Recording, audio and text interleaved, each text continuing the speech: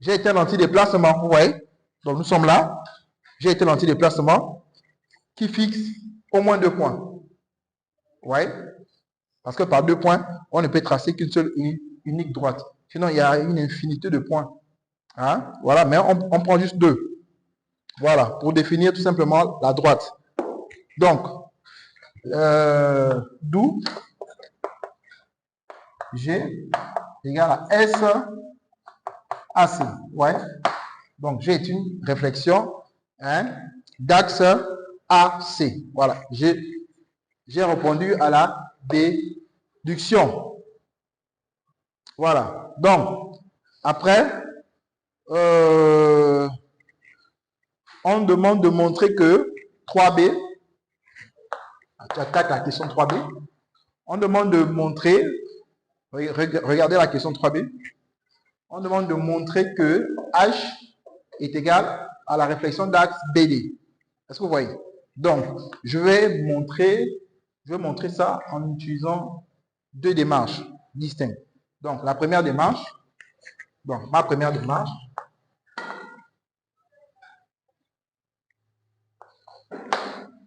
donc même cette solution-là, je pourrais passer par la décomposition, mais comme l'exercice est orienté, si on aurait dit donner la nature exacte de G, sans pour autant nous orienter, on aurait pu décomposer. Mais comme l'exercice est orienté, on demande de calculer G de A, G de C.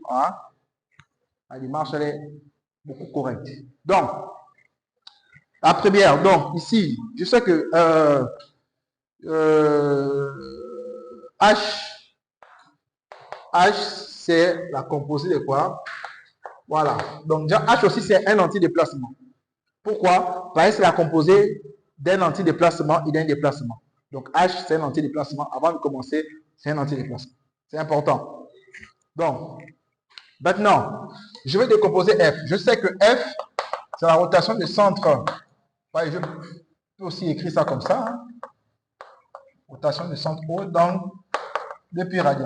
Voilà. Donc, je sais que F, c'est la rotation du centre O dans 2 pi radians. Je vais faire un petit rappel. Donc, lorsqu'on compose 2 réflexions d'axe séquent, on obtient la rotation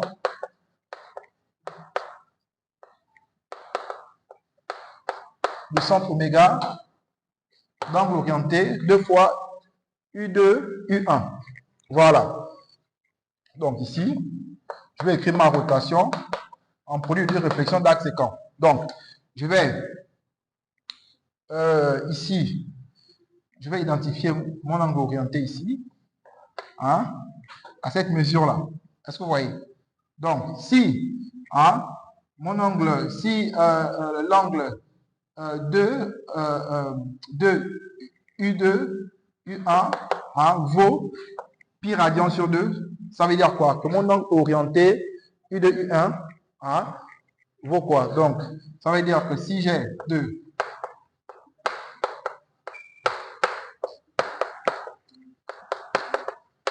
donc, ça veut dire que mon angle orienté, c'est pi radian sur 4. Est-ce que vous voyez? Or, les vecteurs là, les vecteurs directeurs là, sont les vecteurs directeurs de mes 2 réflexions que je recherche. Donc, ça veut dire que ça va faire la rotation du centre O d'angle 2 pi radian sur 4. Donc, cette mesure-là vaut quel angle orienté? Je regarde la figure en partant du point O, pi radian sur 4, je regarde ma figure. Ouais. Pi radian sur 4, ouais. J'ai l'angle orienté OB et je vais prendre, je vais dire soit U, vecteur directeur de delta, ouais, donc j'aurai OB, U ou U, OC, ouais. Donc, j'aurai la 2 en OB, donc l'angle orienté OB, U, ou je peux encore, ou ça pouvait aussi me donner la rotation du centre O d'angle 2 l'angle orienté UOC. Voilà. Ouais. Et là, je vais écrire, voilà. Donc, ça va faire la réflexion, hein, delta, rond, SOB, ouais, non? Rond SOB, ou encore, je peux obtenir SOC, rond S delta. Est-ce que vous voyez? Donc, ça veut dire que j'ai à peine d'écrire ma rotation en composé de deux réflexions. Voilà. Donc, quelle est la composée ici que je vais prendre pour avoir la nature de F, de H, excusez-moi, H. On va voir la nature de H. Donc, H, c'est S delta. Donc, je vais remplacer ici, F ici, qui est ma rotation ici, par quoi? Je vais prendre cette composée-là. Pourquoi je prends celle-là? Pourquoi pas celle-là? Je prends celle-là tout simplement parce que lorsque je vais la composer, hein, mes deux réflexions-là, hein, vont me donner IDP, qui est un élément neutre. Est-ce que vous voyez? Un peu comme 1 de la multiplication dans R. 1 fois 1, 1. 1 fois 2, 2. 1 fois ce que tu veux, donne la chose là. Donc, je vais prendre là. Donc, j'aurai S delta rond.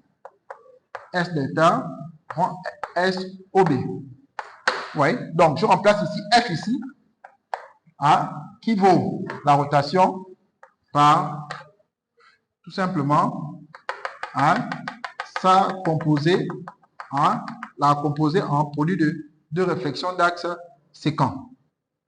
Oui, donc H va être égal. Donc là, ça va me donner IDP.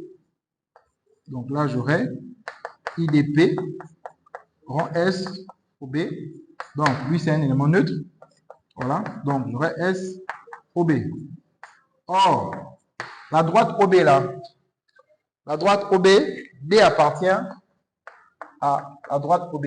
Donc, si D appartient à la droite OB, donc ça dit que H, voilà. Donc, cette droite-là peut aussi s'appeler D quoi? DB. Tout simplement. Voilà.